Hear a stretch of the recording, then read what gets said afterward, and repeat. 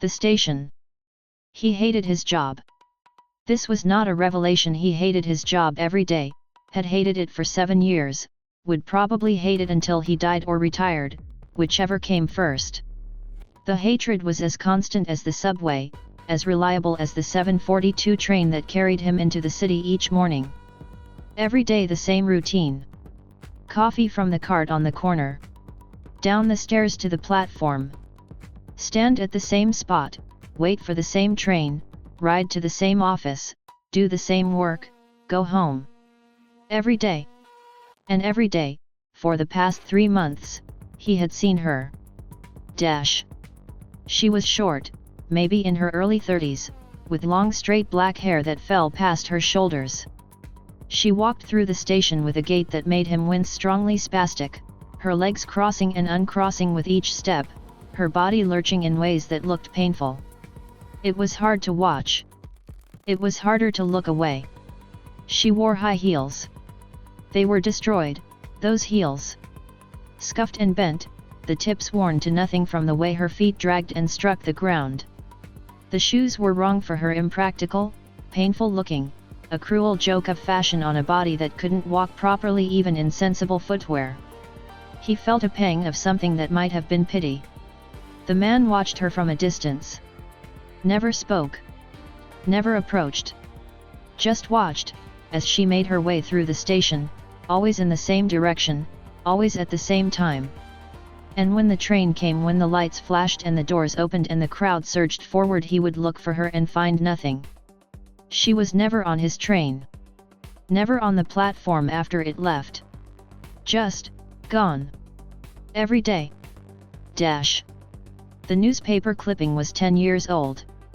He found it in a stack of papers at his mother's house, helping her clean out the attic. The date caught his eye, exactly 10 years ago this week, and the headline made him stop. Woman dies in subway station. He read the short article. A woman in her early 30s had jumped in front of a train at the station he used every day. No note, no explanation. Her parents, interviewed briefly, said she had struggled with loneliness her whole life. They mentioned a disability but didn't specify what kind. No photo accompanied the story. The man stared at the yellowed newsprint.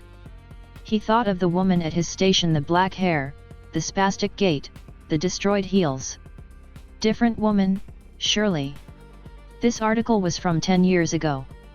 The woman he saw was alive, walking, there. But something tugged at him. A feeling he couldn't name. He folded the clipping and put it in his pocket. Monday morning arrived with grey skies and the same old dread. The man bought his coffee. Took the stairs. Reached the platform. She was there. Same black hair. Same spastic gait. Same destroyed heels, wobbling with every step. He watched her, and the feeling from the newspaper article returned. Stronger now. Sharper. She's lonely, he thought. She's alone. What if she's thinking the same thing? What if she's waiting for someone to notice her before it's too late? It was absurd. He didn't know her.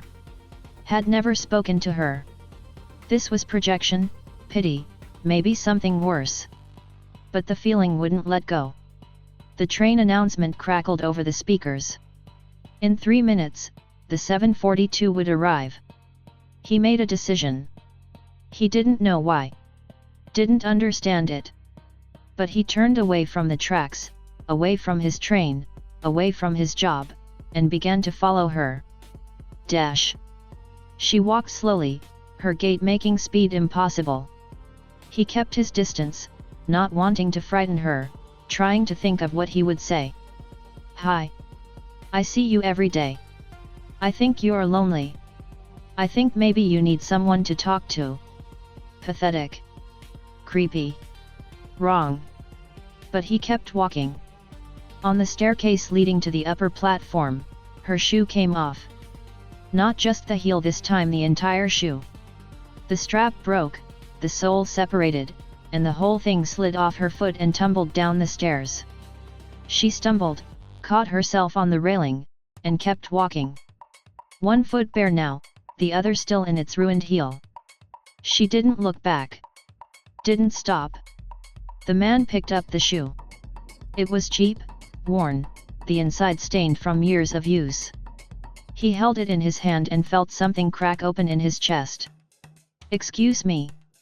He ran after her, climbing the stairs two at a time. "Excuse me, you dropped." She reached the top of the stairs. The upper platform. Small, old, empty. The train was coming. He could feel it in the tracks. He caught up to her just before the edge. "Your shoe," he said, breathless. "You lost your shoe." She turned.